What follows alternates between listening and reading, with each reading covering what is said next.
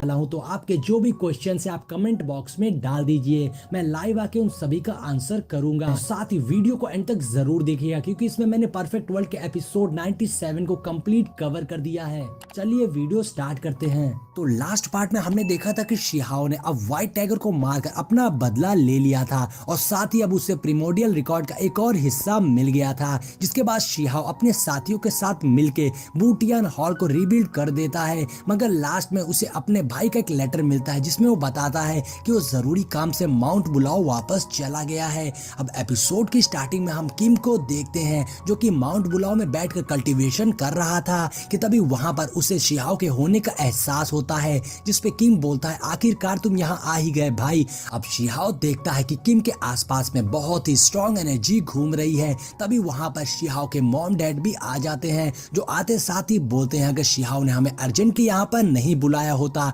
तो हमें तो पता ही नहीं लगता कि तुम कहाँ हो, आखिरकार तुम अचानक से यहाँ पर क्यों चले आए। अब यहाँ पर किम बताता है कि वो सुप्रीम निर्वाणा प्रोजेक्ट को स्टार्ट करने वाला है, जिसका नाम सुनकर मॉम डैड और शिहाओ दोनों ही शॉक रह गए थे। अब यहाँ पर किम बताता है कि उसे अपर वर्ल्ड से एक फेरी का बोन मिला है, जिसकी मदद से कल्टीवेट करते हुए वो खुद को बहुत ही ज्यादा स्ट्रॉन्ग बना सकता है, मगर इस प्रोसेस में उसकी जान को भी खतरा है, जिसके लिए उसके मॉम डैड राजी नहीं हो रहे थे। और फिर शिहाओ भी किम को समझाने की कोशिश करता है कि अगर तुम स्ट्रॉन्ग बनना ही चाहते हो तो तुम हार्ड कल्टीवेशन करके भी स्ट्रॉन्ग बन सकते हो, मगर किम बोलता है कि सबके अपने तरीके होते हैं और मेरा यही तरीका है। अब शिहाओ भी इस बात पर किम को ज्यादा कुछ ना बोलते हुए अपने मॉम डैड को समझाता है कि आपको परेशान होने की जरूरत नहीं है, और ऐसा कहते हुए शिहाओ किम को लाइटनिंग फ्रूट दे देता है और बताता है कि इसकी मदद से अगर तुम चाहोगे तो फ्यूचर में तुम्हें लाइटनिंग की पावर्स भी मिल सकती है, जिसपे किम खुश हो गया था। और अब शिहाओ भी रिलैक्स हो गया था कि उसके मॉम डैड के साथ उसका भाई है जो कि बहुत ही समझदार और ताकतवर है, इसलिए अब उसे फिक्र करने की जरूरत नहीं है और वो आराम से अपर वर्ल्ड में जा सकता है। और फिर शिहाओ वापस जाने को कहता है क्योंकि वो सी किंगडम का एम्परर है, इसलिए वो ज्यादा देर तक वहां नहीं रुक सकता। जिसके बाद एलेक्स वहां से चला जाता और फिर शिहाओ को हम व्हाइट गॉड रियम के माउंटेन पर देखते हैं, क्योंकि शिहाओ सोच रहा था कि अपर वर्ल्ड अब लोअर वर्ल्ड में कुछ ज्यादा ही इन्वॉल्व होता है, इसलिए अब उसे अपर वर्ल्ड में जाने के रास्ते को खोजना ही होगा। इसलिए शिहाओ वहां पर आकर एक चट्टान पर अटैक करता है, जिससे वहां पर एक मिस्टीरियस गॉड बाहर आते हैं, जो आते साथ ही बोलते हैं कौन है जो यहाँ पर आकर बवाल कर रहा है। अब ये देखकर शिहाओ उनसे बोलता है ये मैं हूँ, मैं आपसे कुछ पूछना चाहता हूँ, क्या मैं जान सकता हूँ कि व्हाइट गॉड रियल में कोई ऐसा रास्ता है जो मुझे अपर वर्ल्ड तक ले जा सके। जिसपे मिस्टीरियस गॉड बोलते हैं ये क्वेश्चन तुम्हारा है, तो इसका आंसर भी तुम्हें खुद ही ढूंढना होगा। और ऐसा कहते हुए मिस्टीरियस गॉड वहां से चले जाते हैं, जिसपे शिहाओ कहता है इन्होंने तो मुझे कोई भी इंफॉर्मेशन नहीं दी। कि तभी शिहाओ को पीछे से दो ओल्ड मैन की आवाज आती है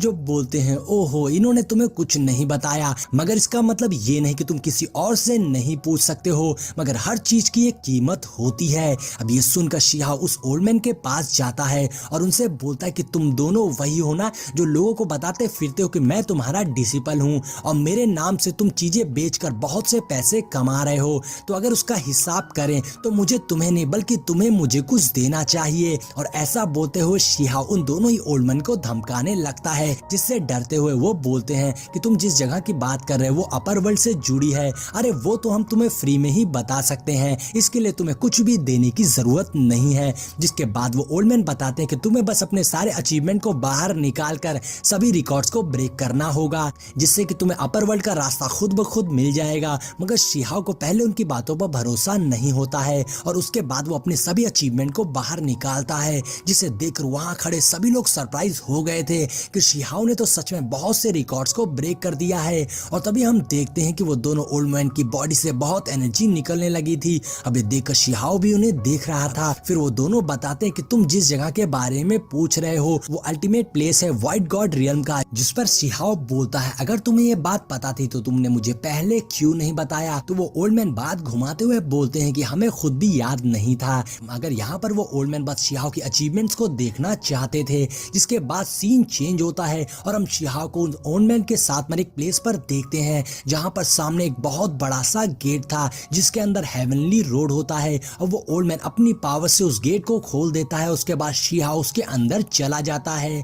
तभी वहां पर खड़ा एक डिसिपल पूछता है क्या हम भी इसके अंदर जा सकते हैं। तो वो ओल्ड मैन उसे डराते हुए बोलता है हाँ बिल्कुल, मगर वो जगह बहुत ही ज्यादा खतरनाक है अगर तुमने एक भी गलत कदम लिया तो तुम सीधा रियल वर्ल्ड में पहुंच जाओगे, जहां तुम्हें होगा तो कुछ भी नहीं, मगर तुम इतना इंजर्ड हो जाओगे कि तुम आने वाले कुछ महीनों तक उठ भी नहीं सकते हो। अब नेक्स्ट सीन में हम शिहाओ को देखते हैं जो तेजी से हेवनली रोड पर दौड़ते हुए ऊपर चढ़ रहा था, और आगे बढ़ते हुए काफी ऊपर चढ़ने पर उसे सामने एक बैरियर दिखाई देता है। अब शिहाओ को लगता है कि इस डोर के पीछे जरूर अपर वर्ल्ड का रास्ता होगा। अब शिहाओ जैसे ही उस बैरियर को टच करता है तो उसमें से एनर्जी निकलती है जो शिहाओ को पीछे ढकेल देती है, और शिहाओ उस हेवनली रोड से नीचे गिरने से बाल बाल बच गया था। लेकिन शिहाओ को समझ में आ गया था कि इस बैरियर को भी फॉरबिडन स्पेल से बनाया गया होगा, लेकिन शिहाओ को गुस्सा आ गई थी, इसलिए वो अपनी पावर्स का यूज करते हुए उस बैरियर पर जबरदस्त अटैक करता है, जिससे उस बैरियर के टुकड़े टुकड़े हो गए थे। और अब ऊपर चढ़ने पर शिहाओ को एक और बड़ा सा डोर दिखाई देता है,